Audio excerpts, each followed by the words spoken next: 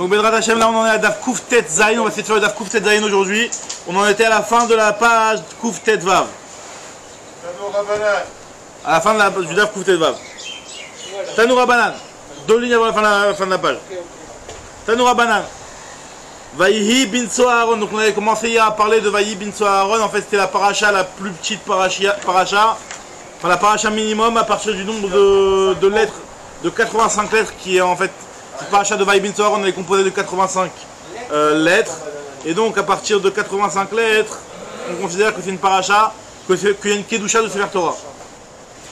Maintenant la Gemara elle va un petit peu parler sur la paracha de Vaïhi bin Aaron, lettres, ouais. Alors, on dit la Gemara, Vaïhi bin Aaron, Vayomer Moshe, Parashazu, Asala Kadosh Baruch Hu, Simaniot, Milemala ou Lemata, Lomar, chez Enzemekoma. Si vous remarquez dans les Khumashim, il y a ce signe-là, vous pouvez le voir. Il y a un siman, à Kadosh Baruch Hu, il a fait un siman au début de cette paracha et à la fin de cette paracha. En fait, c'est une des seules parachas, c'est la seule paracha dans la Torah où en début de paracha et en fin de paracha, il y a un noun à l'envers. Il y a un noun à l'envers. Donc en fait, c'est quoi ce noun afoucha qui est en début de paracha et en fin de paracha? Nous dit la Gemara, c'est des simanim que la Kadosh Baruch Hu a fait en début de paracha, les malav et les matins, en début de paracha et en fin de paracha, pour nous dire qu'en réalité cette paracha-là, elle n'est pas à sa place. Maintenant, elle n'est pas à sa place. Premièrement, c'est quoi sa vraie place? Et deuxièmement, pourquoi elle a été déplacée? D'accord? Alors la Gemara dit, elle va tout de suite expliquer. Elle va tout de suite expliquer pourquoi. Quel est son vrai emplacement et pourquoi elle a été déplacée. La Gemara va le dire. Rabbi Omer, Rabbi lui dit, Lomin Hashem Ouzé. C'est pas du tout pour ça qu'il y a les nouns à l'envers. Les nouns à l'envers qui est en début de paracha. Super, merci beaucoup. Les nouns à l'envers qui est en début de paracha et en fin de paracha. C'est pas du tout pour dire que cette paracha a été déplacée. Mais c'est pour une autre raison, complètement une autre raison.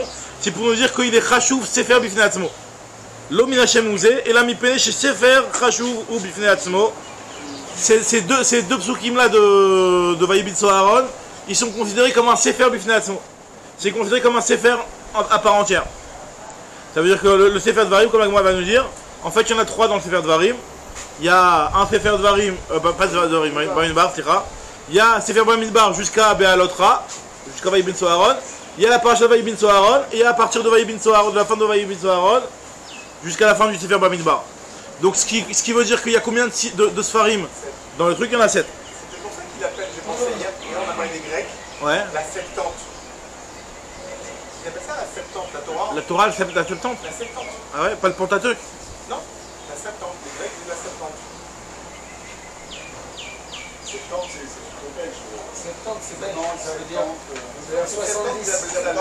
La Septante. Non, c'est vrai, 70, c'est dire 70. Alors, 90, c'est 90, c'est 70, c'est 70. Alors, je sais pas. En tout cas, nous dit la Gemara que c'est pour ça justement qu'il y a un noun en début de paracha et en fin de paracha, il y a un petit siman en début de paracha et en fin de paracha. C'est justement pour dire que c'est un sefer bifnei atzmo. Et nous dit la Gemara, Keman azla hade amar Rabbi Shmuel bar Nachmani amar Rabbi Yonatan, comme qui va ce que Rabbi Shmuel bar Nachmani a dit au nom de Rabbi Yonatan en faisant la dracha sur le pasuk Chatzva Amudea Shiva. Il y a marqué un pasuk dans Mishlei que Chochmot Banta Beta, Chatzva Amudea Shiva, elle a Chatzva, elle a comment on appelle ça, Chotzef, c'est-à-dire elle a taillé 7 Amudim. Et Rav Shmuel bar Nachmani dit que ça fait référence aux 7 Sifrei Torah. Ça va comme qui nous dit la Gemara, Keman Kerabi. Ça va comme Rabbi qui a expliqué que justement, c'est pour cette raison qu'il y avait des Nun Afoucha en début et en fin de paracha, pour nous dire que c'était un sefer indépendant. Mais ils disent la même chose, là, Rabbi. Alors, ouais, non, il y a un premier avis qui a dit que. Non, il y a un premier avis qui a dit que c'était pas ça. Il y a un premier avis qui a dit que les Nun à l'envers, c'est pas pour dire que c'était une paracha à part. C'est pour dire que c'était pas à sa place. C'est pas un sefer Torah bifnei atzmo.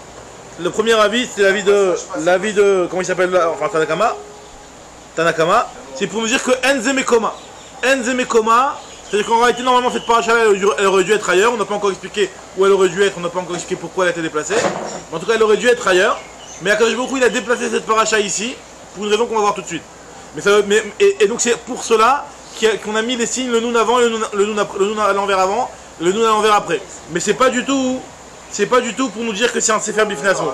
Tandis que Rabbi, lui, il dit que c'est un Sefer Bifnei Atzmo, et Rav Shmuel ben Nachmani qui dit qu'il y a 7 Sifrei Torah, ça va comme Rabbi. Ah. C'est dans le Sefer Bamidbar. Dans le Sefer Bamidbar, dans la paracha de Be'alotra. D'accord? Et pourtant, tu sais, dans le Tibet, quand on parle du Bouchat de cette année, il y avait des Sfarim, quand on part sur un Bereshit tout seul, chez moi tout seul, machin, ils ont moins de Bouchat qu'un seul Coran entier. Oui, ça c'est vrai. C'est vrai, effectivement. Mais il y a des niveaux, c'est-à-dire oui, effectivement, quand Sefer Torah, quand il est complet, il a une doucha supérieure à chaque Sefer et chaque page de Bifnei Atzma. Mais en tout cas, on te dit que c'est considéré comme un Sefer indépendant, le Vayi bin Sohar. Maintenant. Ah. Et Rav Shmuel ben Nachmani, lui, qui dit que Chatzva Amoudé Shiva, on a taillé 7 poteaux, 7 Amoudim. Les 7 poteaux, les 7 piliers de la religion, c'est quoi? C'est les 7 Sfarim. Donc pour dire qu'il y a 7 Sfarim, ça va comme Rabbi, parce que c'est Rabbi qui a dit que c'est un Sefer Bifnei Atzmo. Exactement. Tout ce qu'on dit depuis hier, 85 lettres et tout, il faut baser sur ça que c'est un Sefer Bifnei Atzmo. Alors il posait une bonne question, a priori tu as raison. C'est que quand on dit qu'il y a l'importance de 85 lettres, en réalité, les 85 lettres c'est juste un moyen mémotechnique de dire comme la paracha de Vayi bin Soharon. Est-ce que c'est un moyen mémotechnique de dire comme la paracha de Vayi bin Soharon qui est à 85 lettres? Ou non, il y a vraiment une raison et une raison fondamentale que Vayi bin Soharon, du fait que c'est un Sefer Bifnei Atzmo, donc c'est pour ça qu'on se base par rapport aux 85 lettres de cette paracha là. Donc c'est vrai qu'il se pose la question. Maintenant la Gemara continue, elle te dit Man Tana des Palig allez des Rabbi. Donc on a vu c'était le Tanu Rabbanan, on a vu Tana Kama, on n'a pas vu son nom. Quel est le Tana qui est en désaccord avec Rabbi et qui considère que la paracha de Vayi bin Soharon, elle a juste été déplacée mais c'est pas un Sefer Bifnei Atzmo? Nous dit la Gemara, Rabban Shimon ben Gamliel, c'est Rabban Shimon ben Gamliel. Pourquoi? Parce qu'il y a une braïta qui nous rapporte, des Tanya. Rabban Shimon ben Gamliel Omer, Atida parachazu, Sheteaker Mikan, Vetikatev Bimkoma. La Atid Lavo, cette paracha là, elle va être déplacée de paracha de Be'alotra, elle va être mise à sa place. C'est quoi sa place? Alors, premièrement, pourquoi elle a été écrite? Velama Vetikatev Bimkoma, la Gemara va dire juste après que c'est dans paracha de Bamidbar. Dans paracha de Bamidbar, quand là-bas on parle de toutes les Galim, tous les campements et toutes les galim, c'est-à-dire tous les drapeaux, on sait qu'il y avait dans les campements, ils étaient par groupe de 3. Il y avait 4 galim, 4 groupes de 3, et après là-bas on nous raconte aussi comment ils voyageaient. Donc dans la paracha où on nous raconte comment ils voyageaient, et donc c'est là-bas que ça aurait été beaucoup plus logique quand on parle de la paracha de Vayi bin Soharon. Donc c'est là-bas son emplacement. Maintenant pourquoi elle a été déplacée? La Gemara nous explique. C'est Rabban Shimon ben Gamliel, voilà exactement. Alors nous dit la Gemara que Velama Kadvakan, pourquoi ça a été écrit ici? Kedelav Sigben Puranut Rishona, les Puranut Shnia. Alors c'est quoi les Puranut? Alors là-bas dans la paracha de Vayi bin Soharon, dans la paracha de Be'alotra, la paracha de Vayi bin Soharon, elle est juste avant le Inyan de Asaf Souf et de Itavu Tahava. En réalité, il y a dans la paracha de Be'alotra, il y a plusieurs paragraphes, plusieurs psukim qui font référence à des moments où les Bnei Israël se sont rebellés. Des moments où les Bnei Israël se sont rebellés. Il y a eu premièrement le moment où ils se sont rebellés et ils ont voulu se rebeller contre Hachem. Il n'y a pas marqué exactement quelle était leur rébellion, mais ils ont voulu enlever sur eux le joug divin. Il y a marqué Asaf Souf Asher Bekirbo. Non, pas Asaf Souf. Il y a marqué Amitonenim. Amitonenim vont commencer à se plaindre pour se rebeller, pour enlever le joug divin. Ça c'est une première pour Anout. Et après deuxièmement, il y a le moment où ils se sont rebellés et ils ont voulu de la viande. Asaf Souf Asher Bekirbo Itavu Tahava. Ils ont commencé à avoir Kivrota Tahava, ils ont commencé à vouloir de la viande. D'accord? Ça c'est deux psukim qui sont les uns après les autres, mais qui sont en réalité écrits après la paracha de Vayi bin Soharon. Juste avant la paracha de Vayi bin Soharon, il est marqué Vayis'u met Harachem, ils ont quitté le Har Sinaï. Quand ils ont quitté le Har Sinaï, là je vous dis un petit peu le pirouge du Ramban sur la Torah, parce que Rashi il est un petit peu complexe ce qu'il dit Rashi ici. Le Ramban à la Torah il pose beaucoup de questions. En tout cas, le Ramban à la Torah il explique qu'il y a marqué juste avant la paracha de Vayi bin Soharon, il y a marqué Vayis'u met Harachem, ils ont commencé à voyager du Har Sinaï. Donc nous a priori quand on le lit on voit pas trop, on voit rien de mal. Mais il explique le Ramban, Vayis'u met Harachem selon notre Gemara ici, qu'en réalité ils ont voulu quitter le Har Sinaï, ils étaient contents de partir. Ils se sont dit on va partir enfin, on va pas encore recevoir d'autres mitzvot en plus. Donc ils ont eu un moment de rébellion. Donc pour faire une interruption entre la rébellion 1 et la rébellion 2-3, on nous a mis la paracha de Aaron au milieu, même si en réalité c'était pas ça son emplacement. Et que son emplacement normalement il aurait dû dans paracha Bamidbar, Nassau, là-bas, quand on nous parle des Dgalim, ça aurait dû être là-bas qu'on nous dit exactement comment ils voyagent. Aaron, c'est pour nous dire leur déplacement dans le désert. Donc c'est pour ça qu'elle a été déplacée. Kédé l'afsik ben pour Anout Rishona et pour Anout Shnia. Alors c'est quoi les pour Anout Shnia? C'est quoi la deuxième pour Anout? Nous dit l'Agmara, Vayhiam Kimit Onenim. C'est quand à un moment ils sont rebellés et ils ont voulu enlever sur eux le joug divin. Et pour Anout Rishona, c'est quoi? Vaïsoum et Arachem, ils ont voyagé du Arachem. Alors ils ont voyagé du Arachem. Il explique le Ramban, c'est ce moment-là où ils ont été comme un Tinoc qui est boréach.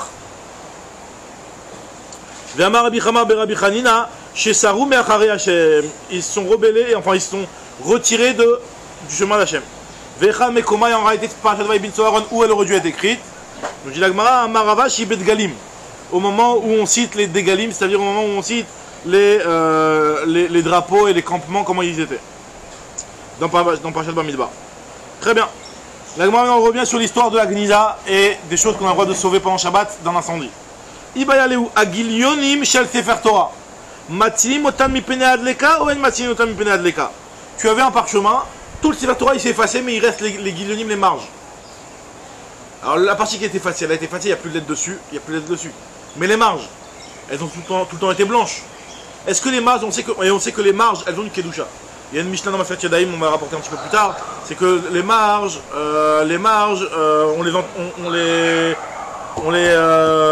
quand tu les touches, il y a aussi un problème de Tumat Yadaïm. Parce que quand tu les touches, même les marges, même s'il n'y a pas écrit d'écriture dessus, il y a un problème de Tumat Yadaïm.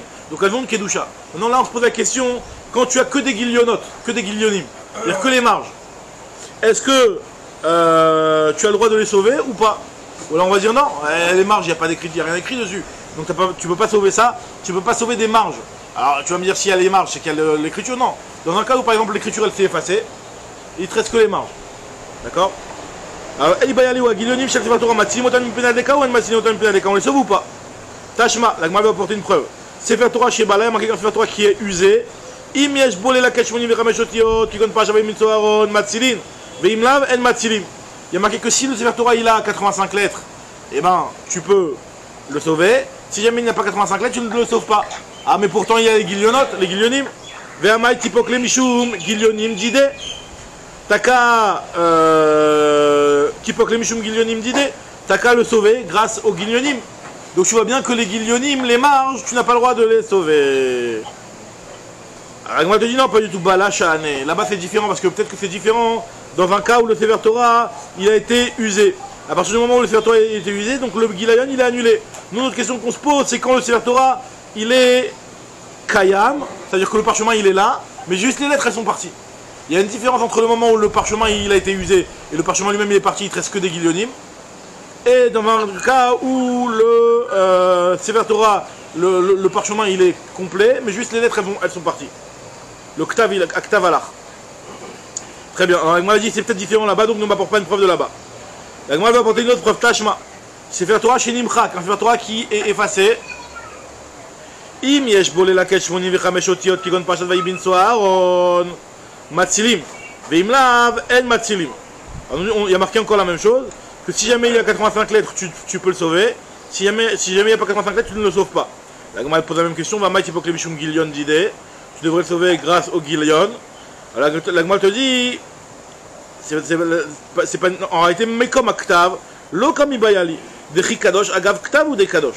Hazal Ktav, hazal akdushate, ki comme ibayali, shel mala ve shel mata. Chez Ben Parasha le Parasha, chez Ben Daf le Daf, chez Batrilat à Sefer, et chez Besof à Sefer. Alors la Gemara te dit non, en réalité, quand il y avait des lettres, une partie de Sefer Torah, sur lequel il y avait des lettres, donc ce parchemin-là, il n'est kadosh que grâce aux lettres qui étaient par-dessus. Donc si les lettres elles sont effacées, ou les lettres elles sont abîmées, donc la Kedusha elle est partie, ça c'est pas juste pour moi, nous dit la Gemara, que la Kedusha elle est partie. Donc ne m'apporte pas une preuve dans le Sefer Torah sur lequel les lettres elles ont été effacées et donc tu veux me dire que c'est comme les guillonimes. Non, les lettres qui ont été effacées c'est pas comme les guillonimes parce que je sais très bien que les lettres qui ont été effacées, cette partie-là elle n'était kadosh que grâce aux lettres. Les lettres elles se sont enlevées, il n'y a plus. Hein? Le guillon il est plus kadosh le Gilyon il a quelque part dans un sens, plus une Kedusha dans le sens où lui, même sans lettre, il est Kadosh. Tandis que... Vas-y, vas-y. Le problème à ça, c'est quand Moshe il a jeté les tables, les lettres étaient déjà parties. D'accord. C'est-à-dire que les tables sont les lettres, vous n'avez pas de... Exactement, donc ça veut dire que l'octave, ce que la Gemara dit, c'est-à-dire que l'octave, une fois qu'il est parti, donc la partie où il y avait les lettres, il n'y a pas de Kedusha, ça c'est clair pour moi. Ce que je me pose comme question, nous dit la Gemara, c'est les Gilyonim. Les Gilyonim c'est quoi? C'est ce qu'il y a dans les marges, en haut, en bas, de côté, ben daf les daf, entre une rangée et une rangée, entre une colonne, entre une page et une page. Ça, je me pose la question, est-ce que ça, de la Kedusha, donc ça tu ne me l'as pas prouvé. La Gemara te dit, mais alors, dans ce cas-là, tu devrais le sauver grâce à ces, entre les hamoudim, entre les pages. La Gemara te dit, Vetipok les mishum haou, donc voilà, je vais te prouver que on ne sauve pas le Sefer Torah à cause des Gilyonim, puisque tu vois bien que là-bas, il y a quand même des Gilyonim, mais tu le sauves pas. La Gemara dit non, haou, mishum haou, la Gemara dit des gaïs vechadeh. Là-bas, peut-être qu'on parle d'un cas où tu as coupé les Gilyonim. Et il reste que la partie... Sauver mi pénal de l'écart, parce qu'on avait parlé ici en cas d'incendie, pendant Shabbat, est-ce que tu as le droit de sauver un Sefer Torah? Parce que... de le porter, exactement. Donc, est-ce que tu as le droit de le sauver? Alors, c'était un double problème, on avait dit qu'on allait voir plus tard ce point-là. C'était un problème de porter, si jamais tu allais le sortir en dehors d'un endroit où normalement tu n'as pas le droit de porter. Et un autre problème, c'est de sauver alors qu'il y a un incendie et tu risques de venir à éteindre. Et c'est possible qu'on va pas t'autoriser à sauver. Très bien. Amon continue, elle te dit.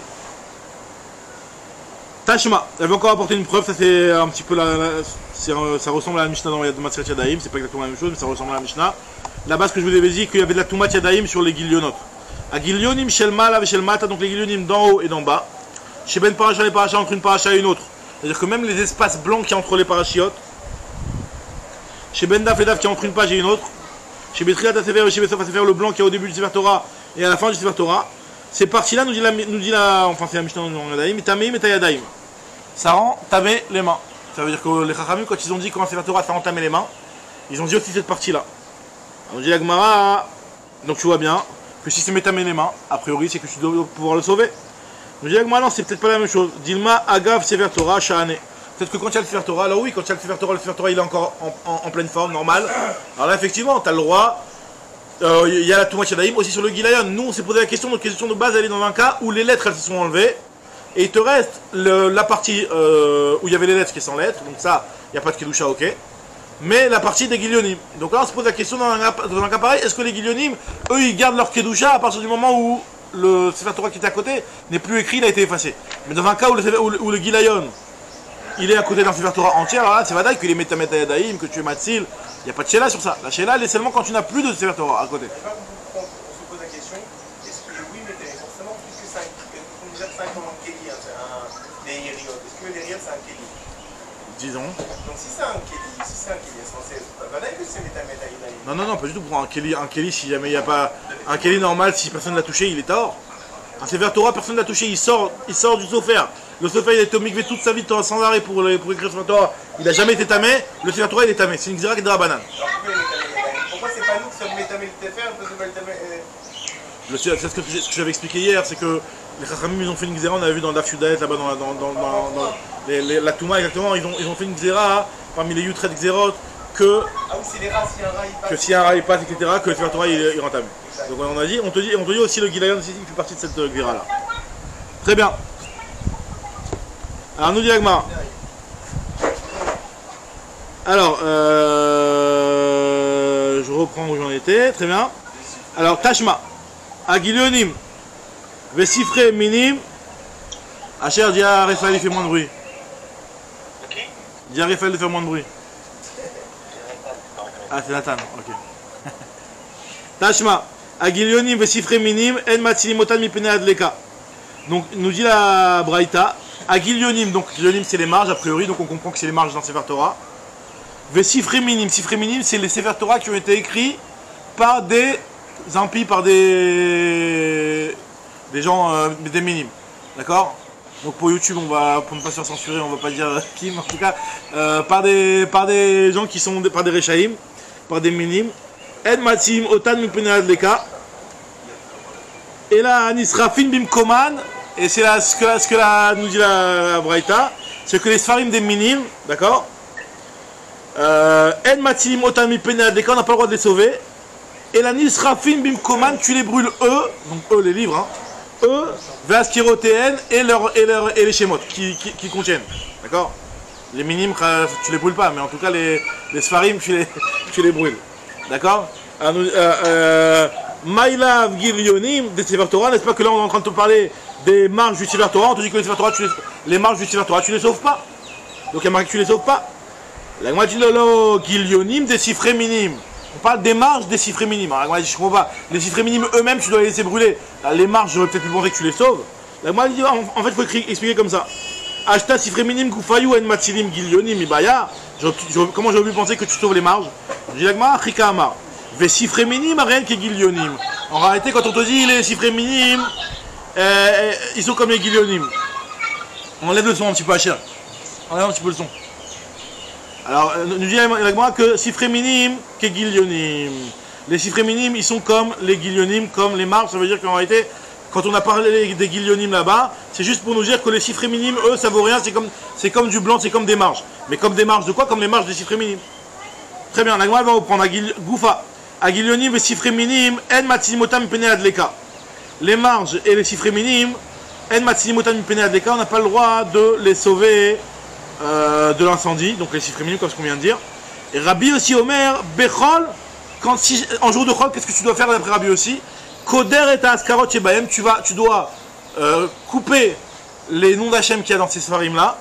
Koder, c'est-à-dire que tu vas aller couper les noms d'Hachem.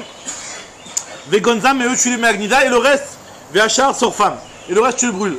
Rabbi Tafon, il te dit même pas. Akapar et Bana, il te dit, c'est à la chaîne de joie de dire sur la tête de mes enfants ou un truc comme ça. J'enterre mes enfants chez Im Yavou Liadi, chez Ani Esrof Otam, Vet Askerot Shebaim. Que si jamais tu me donnes un sefer de Minim entre les mains, moi je brûle le sefer et je brûle les noms d'Hachem qu'il contient. Aucune Rachmanout, les Sfarim des Minim, c'est tellement dangereux que je ne veux pas avoir affaire avec ça. Je brûle le sefer Torah avec le nom d'Hachem. Hein? Ouais, ouais. Apostat tout, apostat. Tout, ouais, les minimes, ouais, l'acrobate, tout ça. Même tout le monde. Alors, nous dit la Gemara, hein, je reprends. Esrof Otam, Metaskot Shebahem. Shafilu Adam Rodef Acharav le Orgo. Regardez ce que dit Rabbi Tafon. Même s'il y a un homme qui lui court après pour le tuer. Venachash Khatz Lakisho, il y a un serpent qui court derrière lui pour le mordre.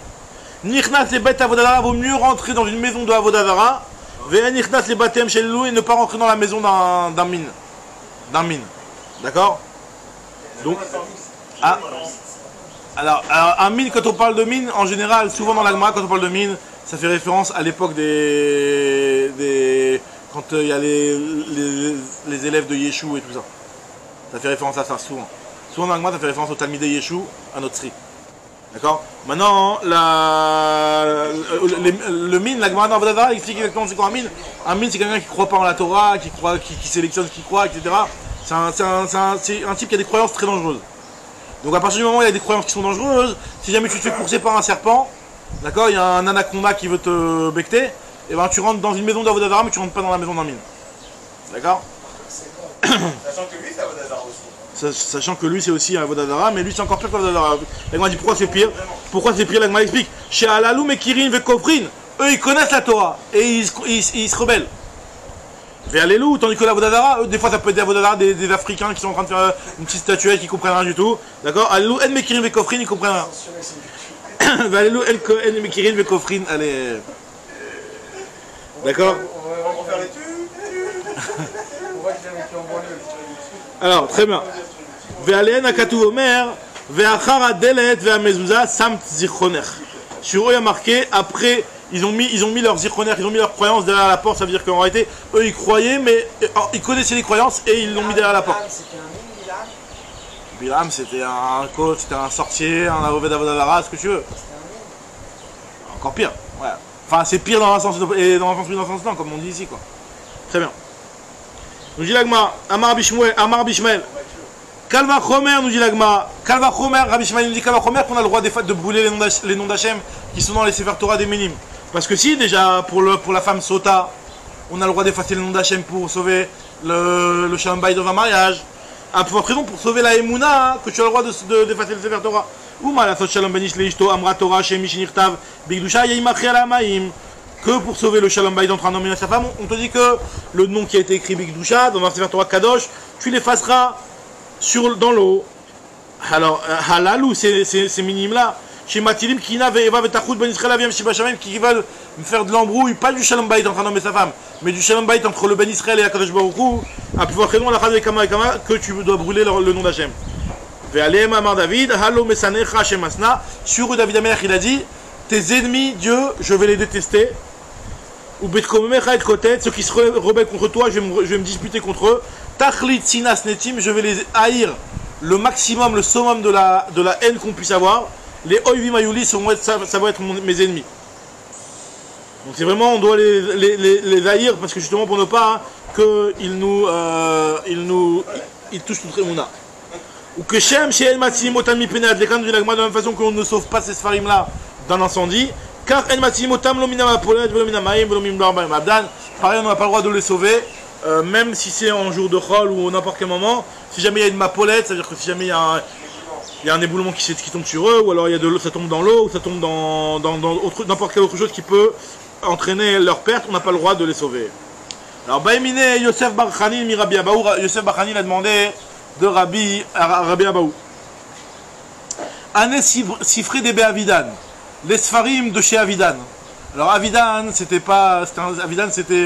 l'endroit, en fait c'était un endroit où il faisait des comment on appelle ça, des querelles. Les querelles entre les goïms, les minimes, et les compétitions, voilà, c'était un genre d'endroit où voilà, il se faisait comment on appelle ça, il se faisait des clashs. Des clashs entre les goïms et les chachamim. Et genre voilà, ils disaient voilà, tel pasteur qui dit ça, comment tu t'arranges, et donc il y avait les querelles, les disputes. Donc Ben Avidan, c'était le stade de France où ils faisaient ça. D'accord. Et là-bas, pour le besoin de ces querelles, il y avait des sfarim qui étaient tout près, avec les psukim déjà écrits. Donc ils ont été écrits dans le cadre de ce Ben Avidan. Donc quelque part, dans un sens, ça a été écrit pour que les juifs les utilisent pour prouver leur foi, et pour que les goïms, eux, viennent utiliser et se rebellent. Donc c'est un petit peu une double tranchant. Nous dit l'Agma ici que les sfarim de Be'avidan, l'Agma se pose la question, est-ce qu'on a le droit de les sauver ou on n'a pas le droit de les sauver? Parce que quelque part, ils sont écrits pour les uns, pour les autres. Alors, nous dit El Matzilin. L'Agma dit In, Vela, Verafiabide. Il ne savait pas quoi répondre. Des fois, il disait oui, des fois, il disait non. Il ne savait pas quoi répondre. Alors, nous dit l'Agma que Rav. Nous dit la raconte que Rav l'oasil les Be'avidan. Rav lui il n'allait pas là-bas. Il n'allait pas dans ces embrouilles, il rentrait pas dans ces histoires. Pourquoi? Parce qu'il savait que s'il allait dire des arguments qui sont trop forts, les goïms ils allaient le tuer. Donc il n'allait pas là-bas. Bah ouais, c'était des mauvais joueurs, des mauvais perdants. Hein? Touzman, mais après il s'était convoqué. Il était convoqué, c'était des trucs qui étaient convoqués. Maintenant lui il n'y allait pas. Il esquivait tout le temps, un truc. L'oazal les Be'avidan. Vécole, chez les bénit Srafé, les bénit Srafé c'était vraiment un bête avodavara qu'il n'y allait pas. Shmuel, les bénit Srafé l'oazé parce que c'était un bête avodavara. Mais les Be'avidan, Azil il y allait.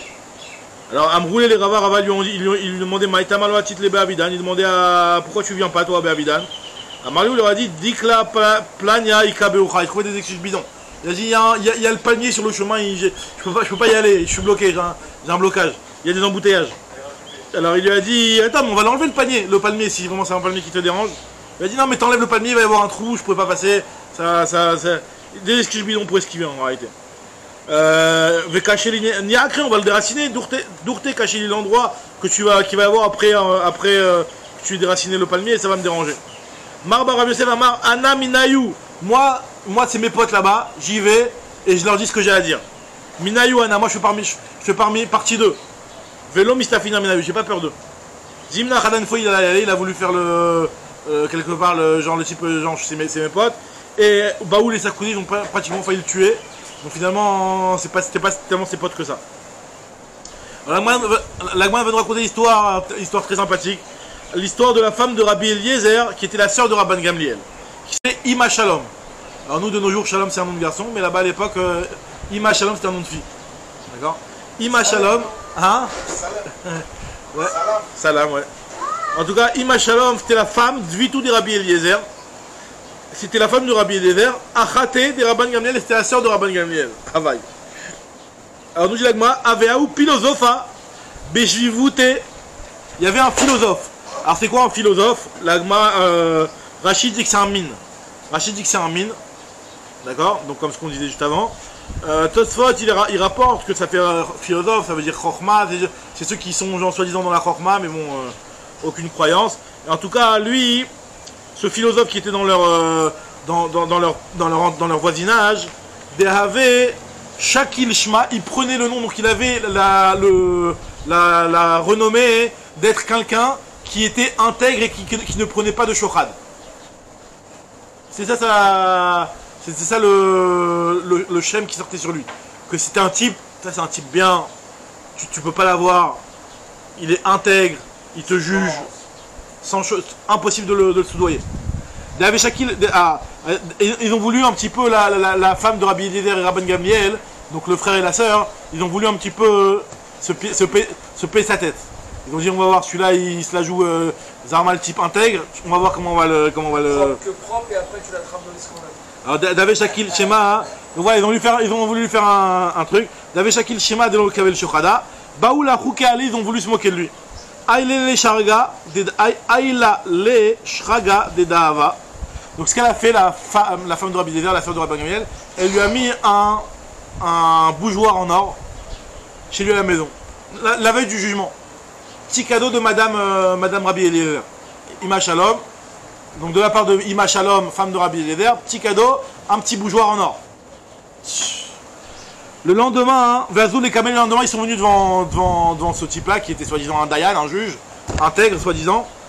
Amrale, elle lui a dit, Ba'ina denifle geli benir de benacha. Je veux partager avec mon frère les biens de mon père.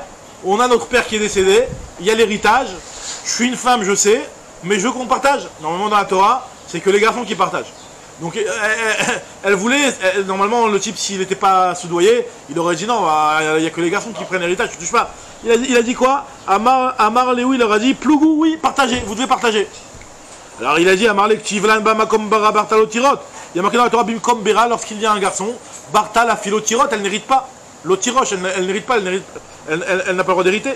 Amar lui a dit, Minyoma de Galitoun. Mais Achon, il a dit, le jour où vous avez été exilé de votre terre, Itnatlit Oraita de Moshe, la Torah de Moshe a été enlevée de vous, Vetchaivit Safra Harite, il y a un nouveau testament qui est sorti. Il y a une nouvelle Torah qui est sortie. Urtiv B, et dans cette Torah il y a marqué, Bara ou Barta Kechad Anirtun, que le fils et la fille héritent au même niveau. On va parler d'Israël là aujourd'hui? Hein? On va parler d'Israël d'aujourd'hui? Non, les garçons et les filles, là on parle les garçons et les filles. Ça, ce qui se passe en Israël. Ah, en Israël, c'est les garçons et les filles qui héritent. C'est une nouvelle Torah, quoi. Alors, en tout cas, bon, c'est ce qu'il a. Alors, donc, Rabbi Gamliel, il a rien dit. Ce qu'il a fait, les Machar Adar Aïle Iyu Khamra Luba. Il lui a emmené, il lui a envoyé une Porsche Cayenne. Un Khamor de Louvre. Un Khamor de Libye. C'était la Rolls Royce de l'époque. Rabban Gamliel, le frère maintenant, cette fois-ci. Rabban Gamliel, il a envoyé une petite Porsche comme ça. Il lui a dit voilà, petit cadeau de la maison. C'était un petit Khamor qui venait de Libye. C'était les meilleurs Khamorim de l'époque. Le type qui avait ça, c'était la Rolls Royce du magasin. Alors il lui a dit que dans ce cas-là, hein, qu'est-ce qui s'est passé? Le surlendemain, ils sont venus. Et il lui a dit alors qu'est-ce qui se passe? T'es sûr que c'est vraiment comme ça qu'il faut faire? Alors je reprends. Non, les Machar, le lendemain. Amar Léou, Chapilit les Sifra des Sifra. Finalement, tu sais quoi? J'ai lu jusqu'à la fin du Nouveau Testament. Et j'ai vu que finalement, non, c'est que les garçons qui héritent. Urtiv B, il y a marqué Ana Lolimifrad Minoraita de Moshe Atiti. Il y a marqué que le Nouveau Testament, il ne vient pas réduire de la Torah de Moshe. Donc, ce qui est marqué dans la Torah de Moshe, que c'est que les garçons qui héritent. Donc, c'est encore valable.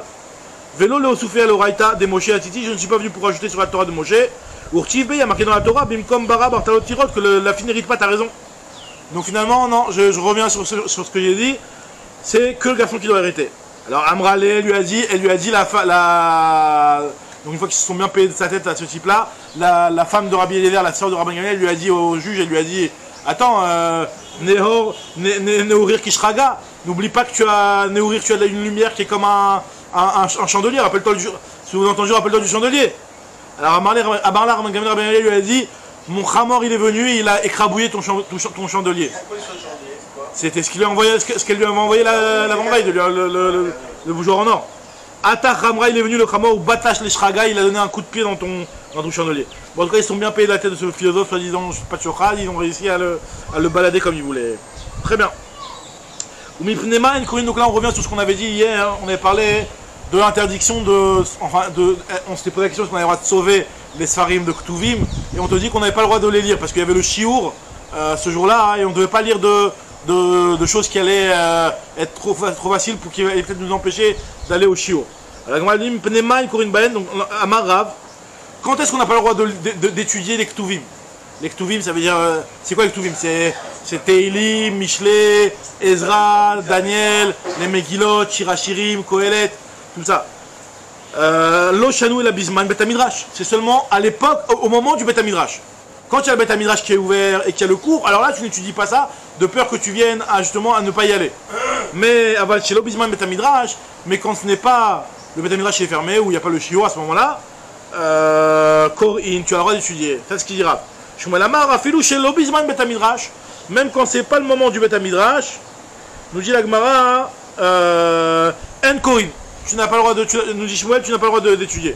Elle m'a dit, ah bon, Ini, Veane Ardea, Atre les Shmuel avait. Pourtant la ville de Néardea, c'était la ville de Shmuel. Ou Benéardea et Anéardea, ils avaient un minhag particulier. C'est qu'à Mincha de Shabbat, il y a le Sefer Torah Mincha de Shabbat, et ben eux ils faisaient la Haftara et une Haftara dans les Ktuvim. Pas dans le Navi, mais une Haftara dans les Ktuvim. C'était très particulier leur minhag. Parce que Sidra, Bektuvim, et Mincha de Shabbat, ils faisaient une Haftara dans le Ktuvim à Mincha de Shabbat. Donc tu vois bien que le jour de Shabbat, ils étudiaient les Ktuvim, puisqu'ils faisaient l'Haftara. Alors on m'a dit, t'as raison, donc je vais corriger ce que j'ai dit. Et là, Itmar Achitmar, Amarav lo Shanu Elabim comme Bet HaMidrash. C'est dans une ville où il y a un Bet HaMidrash et il y a un Shiur. Donc là, tout le Shabbat, tu n'as pas le droit d'étudier. Aval Shelobim comme Bet HaMidrash, mais quand il n'y a pas de Bet HaMidrash à cet endroit-là, alors là, Corinne, tu as le droit d'étudier les Ktuvim. Et Shmuel lui te dit que Ben Bim comme Bet HaMidrash, Ben Shelobim comme Bet HaMidrash, ça va dépendre. Bisman Bet HaMidrash, En Corinne, Shelobim Bet HaMidrash, Corinne, par exemple, le Shiur, il est tous les matins, après la Tfila. En général, c'était après la Tfila. Au lieu de faire le Kiddush, il faisait un Shiur de Halacha. Shiur d'Halacha, fixé à 11h, je sais pas, le matin de 11h à 1h, je sais pas. Il y avait un Shiur, le Rav il faisait, il leur donnait toutes les halachos, il leur donnait tous les enseignements, etc. À ce moment-là, de 9h à 11h, même si tu es dans un endroit où il n'y a pas de Shiur, mais tu sais que dans la grande ville, il y a le Shiur, et ben tu n'étudies pas les Ketuvim à ce moment-là. Comme ça, il dit Shmuel. Et Shmuel les Tamé, donc Shmuel lui qui autorise de lire les Ketuvim en dehors du Zman de Bet HaMidrash, parce que lui, il suit sa logique là, puisque la Néardea, il faisait la Haftara sur les Ktuvim, des Béanardea, parce qu'il y a Sidra, des Ktuvim, Beminchata, des Shabbata. Alors la Gemara dit non, Ravashi a marlé Olam, qu'il a marlé Mekara, je vais revenir sur ce que j'avais dit au départ. Et Shmuel, lui, quand il dit que tu as le droit de lire les Ketuvim, parce que lui pense comme Rabbi Nechemia, qu'est-ce qu'il pense Rabbi Nechemia de Tanya, enfin, plus il y a un mot qui va à Kodesh En Kurin Bahen, même s'il y a marqué que les Ktuvim, tu n'as pas le droit de les étudier. Aval Shonin Bahen, tu as le droit, tu n'as pas le droit de les lire tam comme ça, mais tu as le droit de les étudier avec les Midrashim. Tu peux prendre par exemple le Sefer Mishlei, et tu regardes les Midrashim, tu regardes le Pirouche de Gaol, le Pirouche de Rabbeinu Yona, les Midrashim qui sont apportés, Midrash Mishlei, Midrash Kohelet. Là tu peux. Vedorshin Bahem, et tu peux faire des drashot en citant des psukim, des ktuvim. Et si Nitrach les pasouk, tu as besoin du pasouk, alors là effectivement tu rapportes le pasouk et tu vas le dire, tu as le droit de le faire. Mais... Comme dans l'Agma, exactement, comme dans l'Agma, exactement, bisous. D'accord. Maintenant, donc, Nitzrach la pasouk, mais Vivero Ebo, tu avais le droit d'apporter un parchemin de Ketuvim et d'étudier le pasouk dans le texte. Par contre, Mipnema Amrou, là. Nitzrach la pasouk, mais Vivero Ebo. Amarbi Nechemia, Mipnema Amrou, qui devait connaître Shen Kohen Bahen. Pourquoi ils ont dit que le Kidva Kodesh n'a pas le droit de les étudier? Kedesh Yomrou. Alors regardez la raison pour laquelle on n'étudie pas le Kidva Kodesh, et Shmuel lui va comme cet avis-là. Parce qu'en réalité, Kidva Kodesh, En Korin, Vekol Shiken Beshitre Idiotot. Pour que les gens ne viennent pas à lire des Shitre Idiotot. Alors c'est quoi Shitre Idiotot? Rachid dit c'est leur facture. Les factures. T'as pas le droit de lire tes factures pendant Shabbat. Pour ne pas que les gens ils viennent à lire leurs factures, ils disent, tu vois, les Chachamim m'ont interdit de lire Teilim. Alors à plus forte raison que je ne vais pas maintenant venir à lire les Shitrei Diotot. Si les Chachamim m'ont interdit de lire les Ktuvim, les Kohelet, ou toutes ces sfarim là. Donc, il y a une première raison qui était Mipene Bet Midrash. Un truc de malgré tout, de Ktuvim, et un truc de Chol. Ça n'a aucun kécher, mais juste les gens vont se faire un calva promer. Si déjà les Chachamim m'ont interdit de faire ça, donc c'est clair que je vais être logique et c'est-à-dire que c'est clair que maintenant on va comprendre que quand les Chachamim m'ont interdit de lire les Ktuvim, c'est parce qu'il y a une raison, parce que le Shabbat c'est un jour normalement où on doit s'investir dans une Torah qui est plus profonde, etc. Qui est plus avec du Hamal, etc.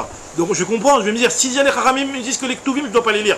Alors maintenant je vais commencer à lire le magazine, je sais pas moi, ouais, le point, le truc, d'accord. Donc maintenant c'est clair que de là je vais comprendre que je dois pas lire les Shitrei Diotot. Non, c'est quoi les Shitrei Diotot?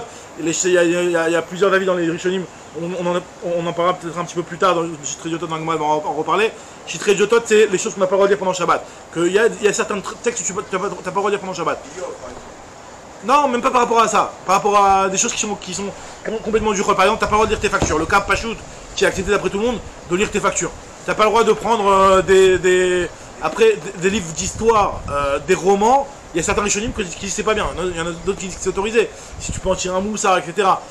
Toutes ces choses-là qui sont complètement du rôle, les Chachamim ont interdit. Donc on verra plus loin, hein, plusieurs raisons pourquoi on interdit Shitrei Diotot. C'est dans la suite de la Suga plus loin. Et en tout cas, Shitrei Diotot c'est interdit, donc pour que on comprenne et qu'on intègre que Shitrei Diotot c'est interdit, c'est pour ça que les Chachamim ils ont interdit les Ketubim. Très bien.